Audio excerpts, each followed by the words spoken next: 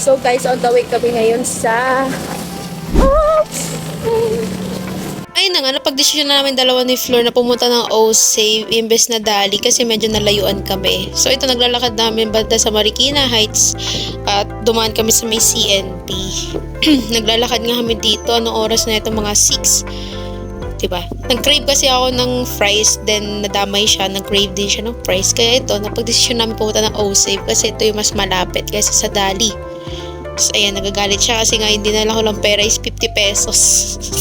Sinadya ko talaga yun. Kasi yun talaga yung budget ko, 50 pesos lang. Tapos ayan, namimili na kami. Nahanap namin kung saan yung cheese powder. Tapos nahanap na namin yung fries dyan. 109 nga pala yung fries.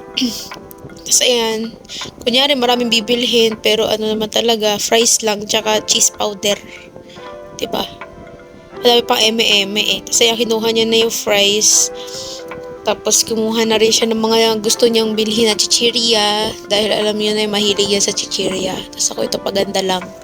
Tapos nagbayad siya sa counter. Tapos nagagalit siya dyan kasi kailangan pala magdala ng bag. So yun na nga, pauwi na kami nito. Naglakad lang kami kasi nagtitipid kami. Dahil galit na nga yung isa at wala na siyang pera. Yun lang. Tarsyon, bye!